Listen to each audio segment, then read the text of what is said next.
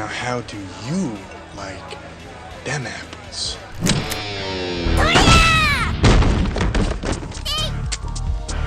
Applesauce.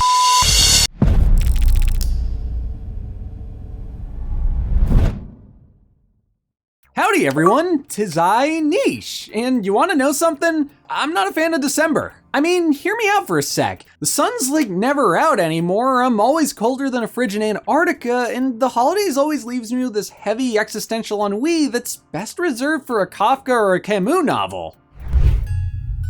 What do you think happens when you die?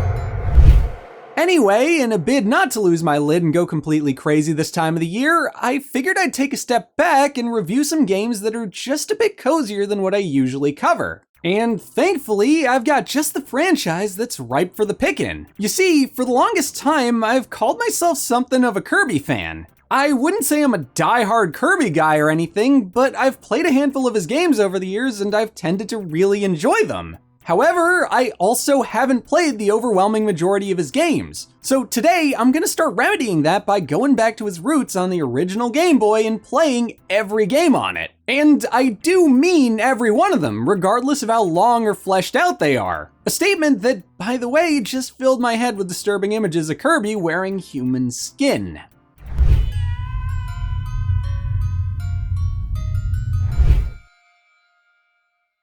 Yep. There's the darkness again.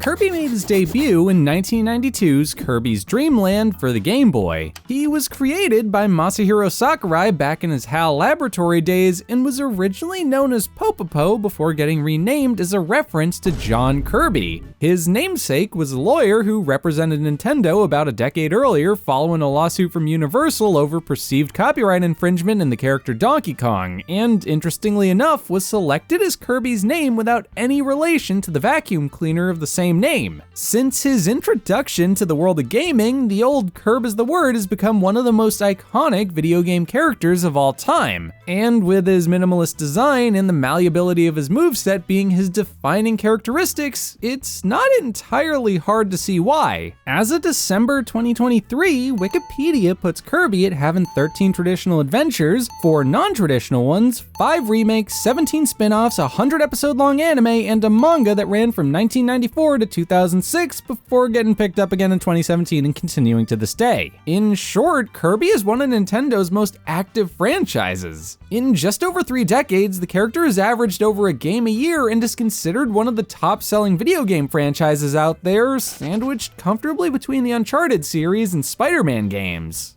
To keep things as direct and blunt as possible, people like Kirby. He's a bowling ball with a face that makes cute baby noises while he devours people alive, and because of that, he got a lot of love on the Game Boy.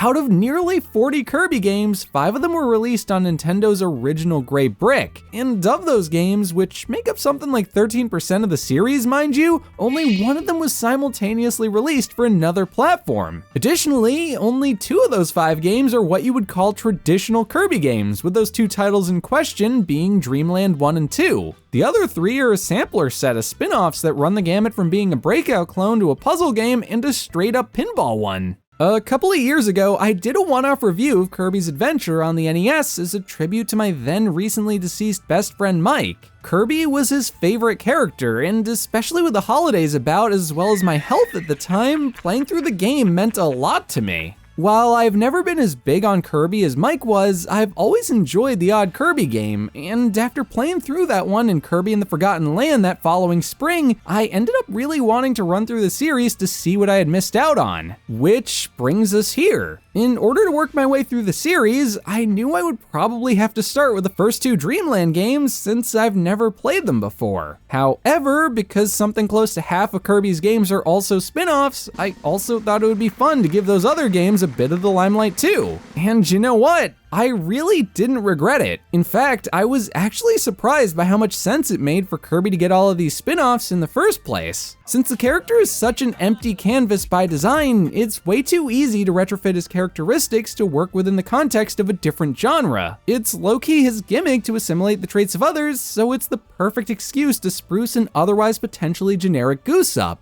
But do they hold up?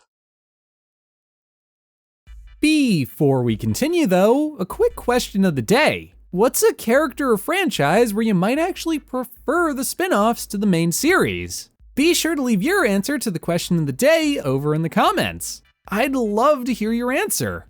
On top of that, feel free to subscribe to my channel if you like what you're seeing so far and want to see what I put out in the future.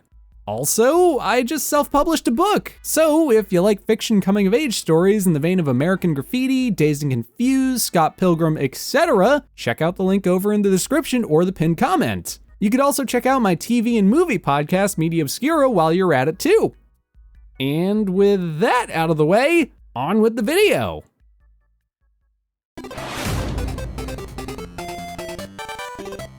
Alright, so real quick, I ended up recording this in Dreamland 2 in their original monochromatic color schemes before going back and punching them up with a playthrough using some fan-made color hacks. Why? Mostly for variety's sake, as well as because I was genuinely curious to see how they would look in full color, but yeah, I just wanted to let you guys know in advance, and I will be talking about that shortly. Anyway, starting things off, we have the debut title for the Jellosphere himself, Kirby's Dream Land. The game dropped in 1992 in the US and Japan and finds our newly minted hero on a journey through the pacifistic dreamland on planet Popopo to prevent a famine from killing everyone. That's not a joke, by the way. That's literally the plot of Kirby's Dream Land. Basically, King Dedede's stolen all the food in the country as well as the sparkling stars that can be used to create more of it. Why? I don't know, the 7 Deadly Sins store was out of everything except gluttony. Fuck you, I don't know. What matters is that it's up to you to stop his ass, and to do so, you'll need to blast through 5 levels, bosses, a boss rush, and D3 himself. It's an extremely bare-bones premise for a game that we've seen a million times before and is done in the simplest of ways, to the point where it basically feels more like a proof of concept for what the franchise will be known for in the future as opposed to being the real thing. For example, Kirby's copy ability, you know, the thing he's literally known for, is nowhere to be found in this game. You could suck enemies up and swallow them if you'd like, but you don't actually get anything for swallowing them. You just sort of eat them. Hell, he isn't even the right color on the US box art. For whatever reason, he's pale as a ghost here. Now, this was probably just a detail that got lost in translation since it's a Game Boy game and was grayscale anyway, but wow, it's definitely up there with a miscolored Smithers in his first appearance on The Simpsons in terms of how big of an oopsie it was. At the same time though, I can't help but find it really interesting how Americans missed out on Kirby's 2 defining characteristics in his first game. Without him being able to steal abilities from enemies or rock his usual pink hue, it's hard to call the character Kirby. He may as well be the character from Jack Stauber's Upload Video Man at that point. Except that he can't, because that dude at least had the decency to be pink.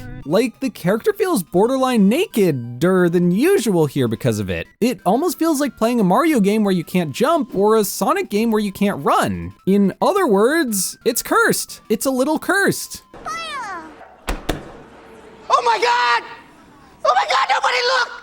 Nobody look! But surprisingly, it's still pretty fun. Glorified proof of conceptness aside, Dreamland does have it where it counts. It may be pitifully short, even for a Game Boy title with its approximately 20-minute length, but the game itself has a lot to offer you. Take for instance the several power-ups here that are somewhat akin to abilities you would get in later Kirby games or just straight up become copy abilities in them. You got stuff like spicy food, which allows you to shoot fireballs, bombs that can be sucked up and used against enemies, and a microphone which allows you to make like a That 70s Show transition and baby, baby, baby, baby, baby, oh, all over the place. You also have more standard, and by the time Kirby gets the ability to copy attacks from enemies, somewhat deprioritized moves like attacking with puffs of air and shooting enemies at each other too. One of the things that stood out to me about this was how much variety you have and how you can attack enemies here. Sure, it pales in comparison to what comes later, but it's surprisingly robust for a game that's the simplest entry in a series that itself is somewhat synonymous with being simple and approachable. Another thing that really works here is how varied its bosses are. With only 5 levels and bosses, you can tell that HAL went out of their way to make sure they didn't get too repetitive with their designs, aside from the fact that there's a literal boss rush in this game.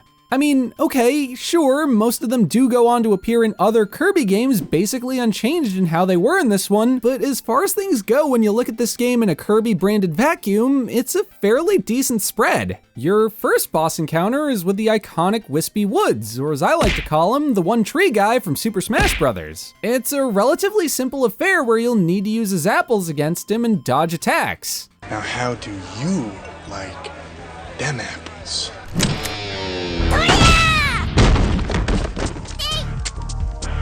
Applesauce.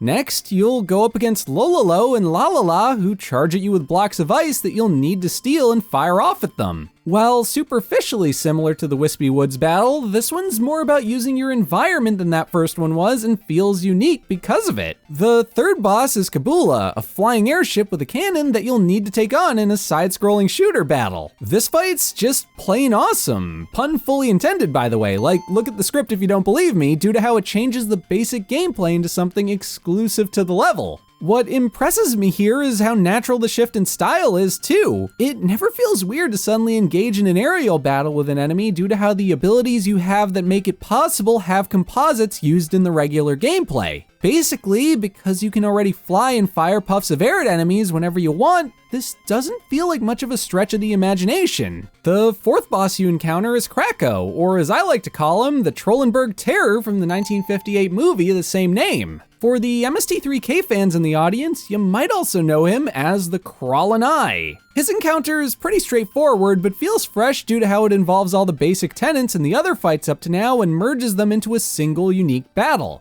And last, following a rematch against all the other bosses I just mentioned, you have King Dedede. He's a bit of a pushover, honestly. Like, he has a wider variety of moves than the other enemies did and is a bit zippier and harder to read, but we're also talking about a Kirby game, so you know it was never gonna be that hard. Still, he's a pretty cool final challenge for you in how he represents the antithesis of Kirby. I mean, he's a gluttonous monster that's obsessed with food. It's literally that old ProZD meme about how Marvel villains are basically just the evil version of the main character. How about he's Doctor Strange, but he's the evil Doctor Strange, and he's the bad guy.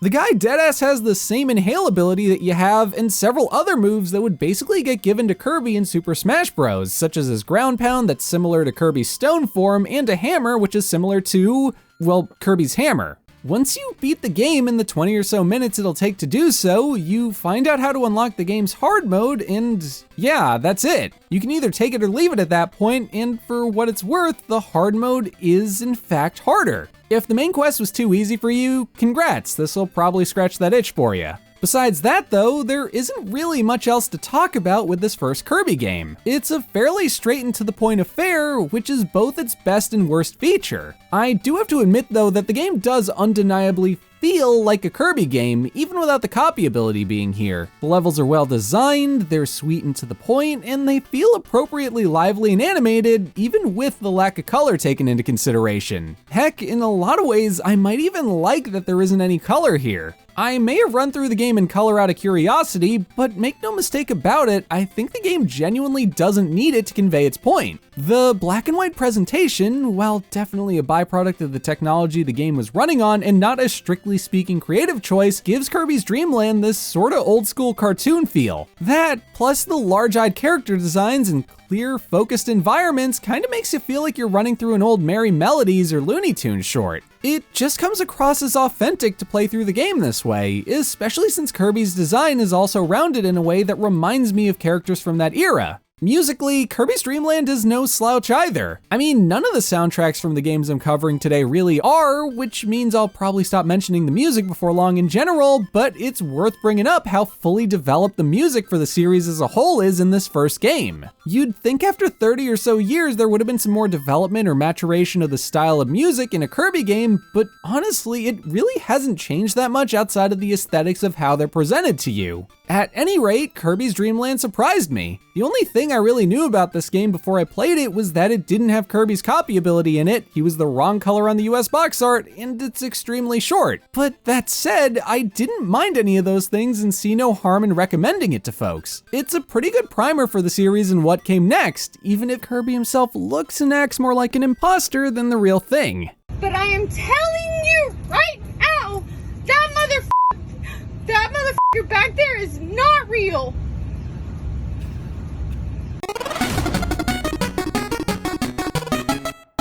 Coming up next, we have its sequel, Kirby's Dream Land 2, which was actually the fourth Kirby game if you count Kirby's Pinball Land. I decided to cover this one before I got to that since this is a traditional platformer and made more sense in the moment, but it's also worth mentioning the Dream Land 2 is the third Kirby platformer. The second one was 1992's Kirby's Adventure over on the NES, which, like I mentioned earlier, was something I reviewed 2 years ago. That title was the one that really cemented the Kirby formula by introducing the hub world and copy ability that define the character to this day and are two features that basically made their way over to this game unchanged. That's not to say that Dream Land 2 doesn't have its own ideas too though. For example, it's the first Kirby game to have animal companions for you to run around the stages on. They're pretty cool too, because instead of just being a cosmetic change, they alter your movement and feel like an extension of your copy abilities. You get a hamster, a fish, an owl, and they all come with their own strengths and drawbacks. For example, the hamster's a zippy little critter that doesn't slip on ice and can't fly. The fish makes traversing in water a cinch, but comes at the expense of your mobility on land, and the owl is always flying, but in my opinion, kinda nerfs some of your copy abilities. Which is another thing worth mentioning about them. They all act as modifiers to Kirby's arsenal, which means that absorbing different enemies with each of them will lead to your attacks working differently. While it does feel a bit like it comes at the expense of the variety of enemies you'll run into on your adventure, it's a genuinely cool as hell mechanic and adds some much needed depth to the game. Granted, that depth may be a bit too excessive for what some players are expecting from the series, not that it's really that deep to begin with, but I enjoyed seeing how the formula matured between the first Dream Land and the second one. Outside of that though, Kirby's Dream Land 2 is really just Kirby's Dream Land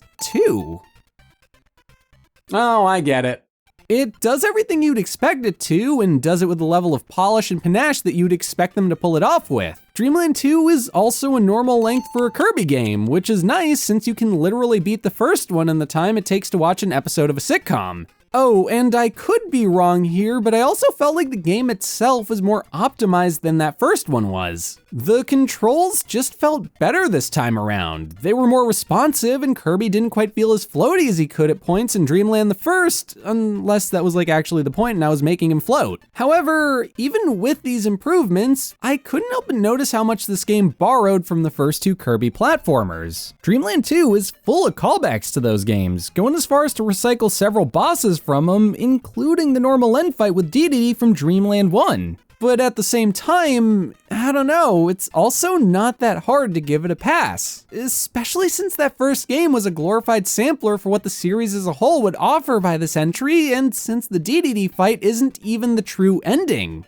I didn't end up getting to see the true ending for myself when I played the game, and honestly didn't have it in me to go through 100%ing the game to unlock it since that's not really my sort of thing to begin with usually, but judging off some footage I saw of the fight online, it looks pretty cool. I mean, it's a sword fight and it's seemingly in space. Who doesn't want one of those? Ultimately, Kirby's Dream Land 2 is an improvement over the first one in just about every way. The levels feel a lot bigger and offer more in terms of secrets, the inclusion of a hub world encourages you to zip around and explore previously completed stages with new power-up combinations, and the difficulty has also been bumped up a bit since that first title too. This game came out in 1995, and at the time, critics were fairly kind to it. In general, they seemed to agree that it was basically more of what they wanted after Kirby's Adventure. To quote GamePro's July 1995 review, if you've been waiting for more easygoing, easy-to-beat Kirby charm, your wait's over. While not everything is new in Dream Land 2, everything is definitely fun.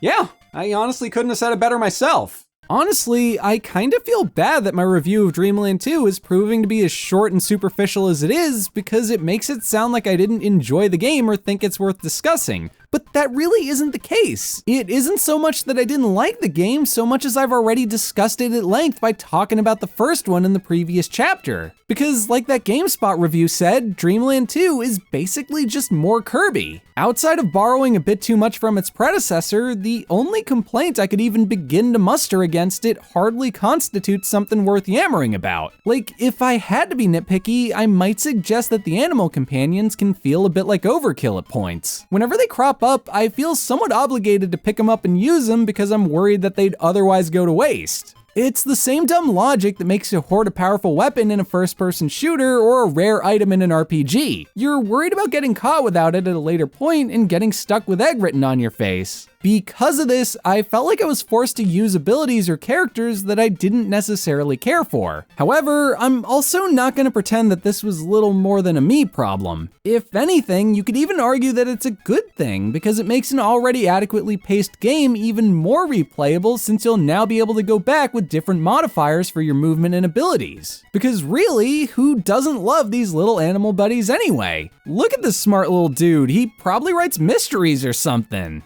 How can a hamster write mysteries? Well, he gets the ending first, then he works backward. Kirby's Dreamland 2 is a winner in my book. If you haven't played this one before and you're looking for a good platformer that's well paced, pushes the Game Boy with its visuals, and doesn't chug more than an alcoholic in a beer garden, like a literal garden made of beer, mind you, you can't go wrong with this one. And bonus points if you go for the color ROM hack of it too, which isn't necessary but does seriously punch the visuals up.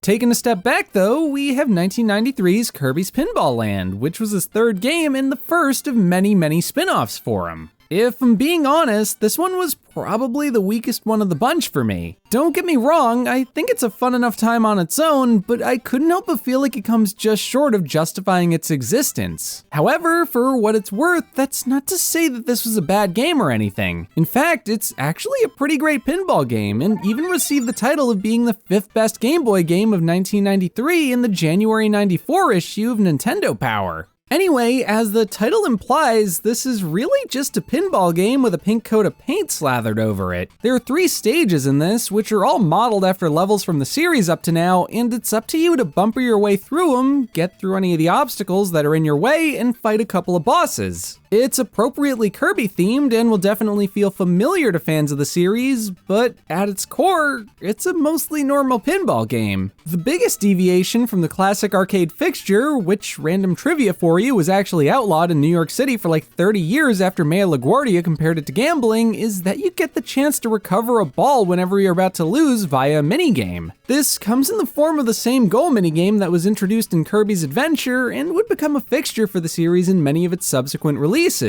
It's much more Pokemon Pinball than it is, say, Sonic Spinball, and how the character has been adapted to fit the genre, as opposed to having the genre get adapted to fit the character, and pound for pound, this feels like it may have been the right call on the part of HAL Laboratory. Kirby is inherently suited for being adapted to fit in other game types due to his literal power being that of imitation, so putting him in a pinball game that mostly plays it straight makes a lot of sense. It's part of why him and Mario feel so organic whenever they're tossed into a spin-off. Mario is such an everyman and Kirby is so malleable that it doesn't set off our suspension of disbelief. It wouldn't be as weird as, say, a Master Chief Master Chef game or a racing game called Sly Cooper DeVille. Plus, this is just a really good pinball game, and somewhat impressively so given the hardware. When I think about pinball, 2 things come to mind: color and physics. But when I think about the original Game Boy, well, I don't really think I need to explain the color stuff, nor do I need to explain how I might be concerned about the physics. Thankfully though, Kirby's Pinball Land surprised me. Sure, there isn't color unless you play it on the Super Game Boy or a Game Boy Color and up, but Pinball Land still manages to feel appropriately lively and animated by understanding what the colorfulness of a pinball table is really there for. It's not the color itself that matters, but rather the stimulation a player gets from watching all of the lights and doodads flash on a pinball table. And thanks to the roster of characters it's using, the jaunty and fun OST, and the relative fast pace of the game itself, Pinball Land appropriately compensates for its shortcomings. As for the physics, they're good. Like, really good, actually. In fact, they're so good that I wouldn't be shocked if Sakurai dug Sir Isaac Newton out of his tomb in Westminster Abbey, London, reanimated him Pet Sematary style, because, like, he's dead, then forced him to actually recreate the Earth's actual physics on a Game Boy cartridge with him. And a gunpoint. Because, he's technically a zombie. Things just move the way you'd expect them to in this game, to a degree that I wasn't entirely prepared for. Even with the simple design of the game itself and the lack of rumble on the game since, it's on the Game Boy, I genuinely felt like this was some top-notch edge-of-your-seat gaming. And speaking of the lack of rumble, as well as Pokemon Pinball, since I mentioned it earlier, I wasn't shocked when I found out that the 1999 cash-in on Pokemania was made using this game's engine. I actually had that game as a kid and loved the hell out of it, especially because it did happen to feature rumble on it thanks to a battery you could put on the cartridge. Not that you necessarily needed it to though, as the origin of the engine in Pinball Land definitely illustrates. I can't really get too into detail about this game since it's just pinball and all, but if you're a fan of the tabletop hallmark and are looking for a fun way to kill 20 or 30 minutes sometime, you can't go wrong with this one. It gets you right in the action and feels immersive enough that you'll imagine you're in an old Sesame Street counting segment. What else do you really want from it, you know?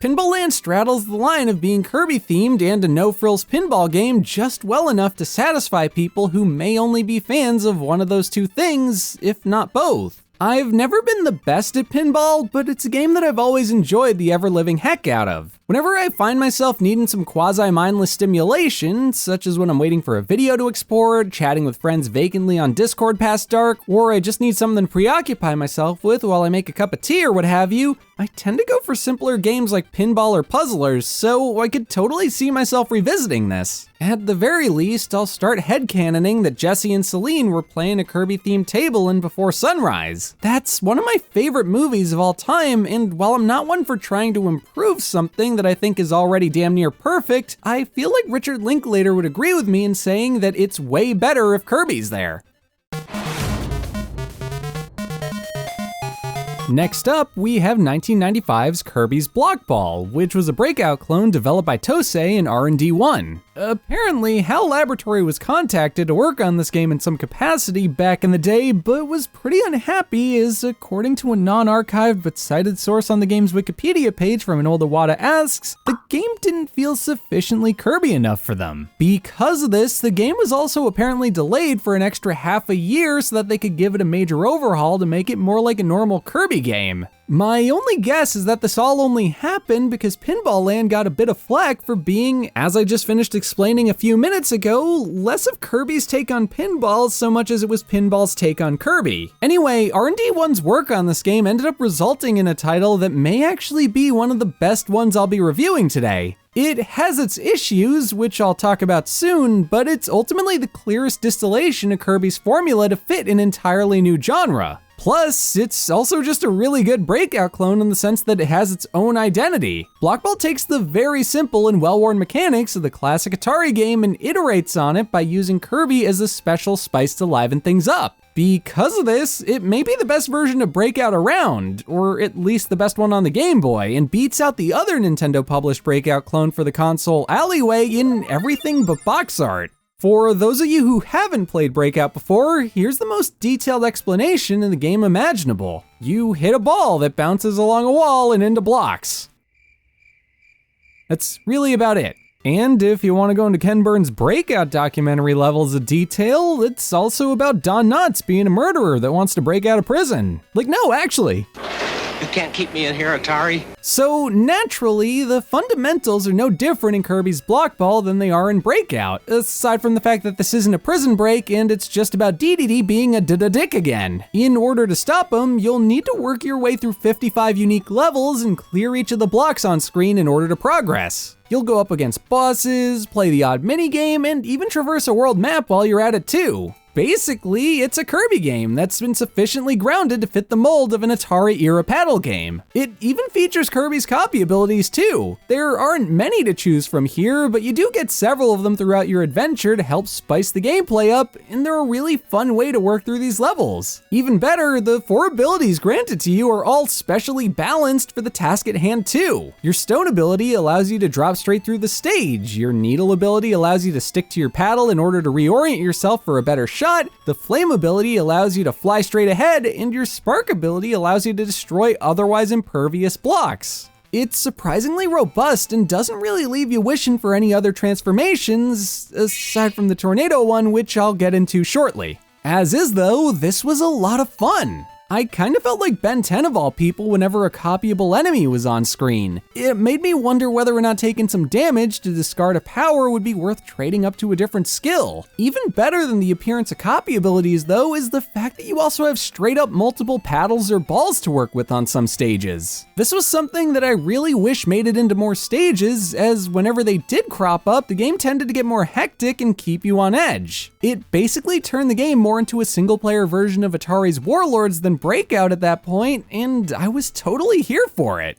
But that being said, Kirby's Block Ball isn't perfect. For starters, the physics have taken a serious hit since the last time Kirby's been balled up like this. They aren't terrible or anything, but it's definitely stiffer than it was there and can be a bit jarring at first, even if it does probably work in favor of the game more than it doesn't. It also doesn't help that there were just a few too many instances where you could kinda get stuck bouncing against the same couple of walls if you don't place your shot right. This is what I was getting at a few seconds ago when I mentioned that I would have liked the tornado ability to make an appearance here, as it would have been a great way to get you out of these situations. But seeing as there aren't any time limits on these stages, and they tend to be fairly bite-sized anyway, I'm willing to overlook this problem as being a side effect of the type of game it's emulating more than anything. My other main issue with Block Ball is a bit harder to overlook though. I don't know if they thought people really needed to get eased into a Breakout clone or anything, but the biggest change I would have pushed for had I worked on this game would have been its pacing. Simply put, it starts way too slow for its own good, to the point where I feel like I didn't get to access any copy abilities until more than a world into it. The first chunk of the game is basically just a normal version of Breakout with the Kirby skin thrown on, which is fun and all, but also fairly disappointing. Even after the game picks up, it still takes way too long to start throwing crazier level designs your way, and even then, it still doesn't really throw enough of them to make up for it either. This isn't a huge complaint on my part because the gameplay itself is genuinely thrilling, but I would have loved a bit more of a challenge from Block Ball because of how much promise the idea had. Overall, Kirby's Block Ball is a pretty good game, and I can't recommend it enough.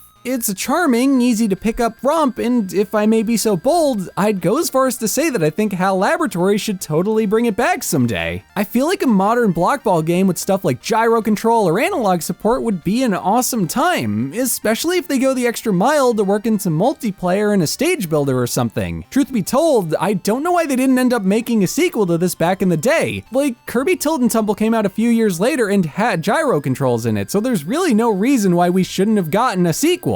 Anyway, this original Game Boy game may not live up to the potential of a Kirby-themed Breakout clone, but there's nothing stopping them from giving the concept another shot someday. And finally, we have the last of Kirby's games on the good old DMG-1, 1997's Kirby Star Stacker. Now, even though this portion of the video may come across as being a bit short and scant in details, I just quickly want to establish that it's only because of how straightforward this game is. Much as with my review of Dreamland 2 earlier, there isn't really that much to talk about in this game because a lot of it speaks for itself. Kirby's Star Stacker is a puzzle game that finds Kirby and his animal companions from Dreamland 2 on a mission to clear the screen of a prerequisite number of blocks in order to progress to the next level. In addition to the primary round clear mode, where you have a preset number of blocks that need to be wiped off of the screen, the game also comes loaded with a time attack mode, an endless challenge mode, and a versus mode. As for how you clear the board in the game, it comes down to matching tiles. Whenever two tiles of the same animal companion smooch, or sandwich smooch a block, they were wiped off the screen and whatever blocks were above them plummet into their place. And if you pull off a chain reaction by stringing along multiple tiles and getting a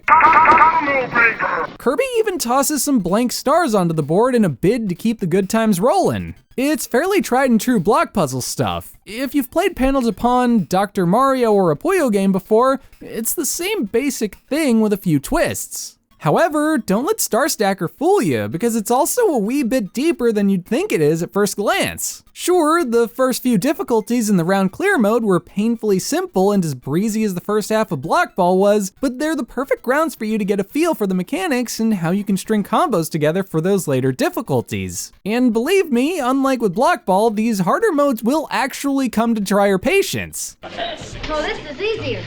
Yeah, we can handle it though. Fine, you're doing splendidly. Speed it up a little! It's also worth mentioning that this game is easily the longest of the ones I've reviewed today, even when you disregard the fact that it's a puzzler that's designed to be played ad infinitum. It took me like a week of playing this game for close to an hour a night to get through each difficulty of the round clear mode, and while you'd think I might have gotten bored of it at some point while I was recording footage, nah man, I was basically into the game the entire time. If anything, I even got more into it the more I played due to becoming better at it. By the time I finished it, I basically just decided to keep going and booted up its Super Famicom version on the SNES app on Nintendo Switch Online. It's the same basic idea as the Game Boy version, albeit decidedly prettier and without an official English translation, but I think the best compliment that I could give Star Stacker on Game Boy is that it basically shepherded me from one version of the game to another. And while the 16-bit version is definitely cool, I honestly can't help but kind of prefer the Game Boy version to it. I think it's just because the blocks are bigger or the graphics feel more nostalgic to me or something, but honestly, I'm not even gonna try and overthink it. I prefer the Game Boy version and I'd like to leave it at that. This version does expand on the GB original in a handful of ways though, so I don't know, maybe check it out also sometime if you feel like it. It has an unofficial English translation and a full-on story mode if you care about that sort of thing. All you really need to know is that Kirby Star Stacker is a total delight. I seriously can't even begin to think of any serious complaints about this one, other than the fact that it lacks Kirby-based gameplay outside of cosmetics. But unlike in Block Ball where those elements were the main appeal of the thing, I couldn't help but feel like their absence was appreciated here. I mean, how do you even make this game play like a Kirby title, you know? Not every licensed puzzler is gonna turn out like Pack Attack, so I'm fine with what we got in this game. In all likelihood, this game was probably just a good idea for a puzzle game that someone at HAL Laboratory cooked up someday and slapped Kirby on it to sell a few extra units. And if that's the case, I can dig it. Like, I usually go against mindless crowd pleasing, but they weren't wrong to assume that slapping the pink blob on the box wasn't gonna get me curious about the title. I'm a pretty simple creature like that. You wanna watch SpongeBob? Yes.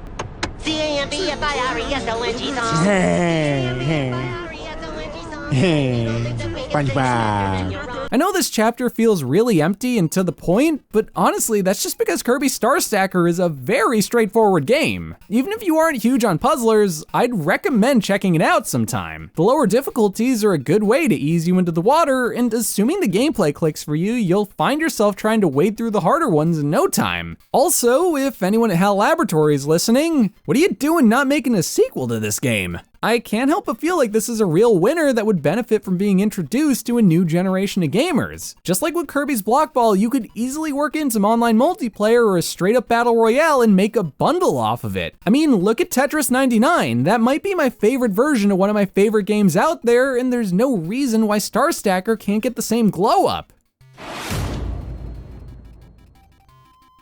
So there you have it. Every Kirby game on the original Game Boy. Overall, we've got a pretty decent spread of titles on our hand that mostly hold up. Between the tried and true platforming of the first two Dreamlands, the basic but charming arcade action of Pinball Land, Block Ball's block balliness, and the genuinely addictive as nicotine gameplay of Star Stacker, there's not much to dislike about any of these games. Even in the case of something like the Dreamland games, where the sequel was very transparently building off of what came before it, it still has its own flavor and sensibility that makes the original worth checking out anyway. As for the spin-offs, they were the real showstopper for me this video. I already knew what I was getting myself into with the platformers, so I was pleasantly surprised to see how fun they were, but in the case of Blockball and Star Stacker, it genuinely blew my mind how fun and creative they could get. Seriously, I stand by the fact that I want these games to get enhanced remakes or sequels someday. Blockball would make for a really fun community-driven multiplayer game, and Star Stacker could easily hang with the big dogs like Tetris 99 or Puyo Puyo Tetris. While I have never been the biggest Kirby fan and have usually just respected the character more than anything over the years, I'm genuinely psyched to check out more of his games in the future. These 5 titles showed that the character has some serious range under his belt, like Brando levels of range, and could easily get adapted to fit a plethora of different gameplay styles. Because of that, I may even make it a thing to just blaze through a different Kirby adventure every month or two for fun. They're short enough commitments that I may as well, and if half of them turn out to be even a fraction as fun as these games were, it'll be well worth my time. Anyway, that brings us to the end of this video. I hope you enjoyed it, and if you did, that you remember to like and comment or just answer the question of the day or something. Little things like that go a long way in helping the channel grow, and they're totally appreciated. You could also check out my podcast, Media Obscura, my novel, Guppy Falls on Amazon, and basically anything else that I'm working on by visiting my site, nichecaesar.com. The next video I'm cooking up is about Metal Arms, Glitch in the System for the 6th generation of home consoles. It's a really cool game from my childhood that I'm only technically playing for the first time, and I won't explain what any of that means until January, so stick around if that sounds somewhat intriguing to you. So yeah, bye!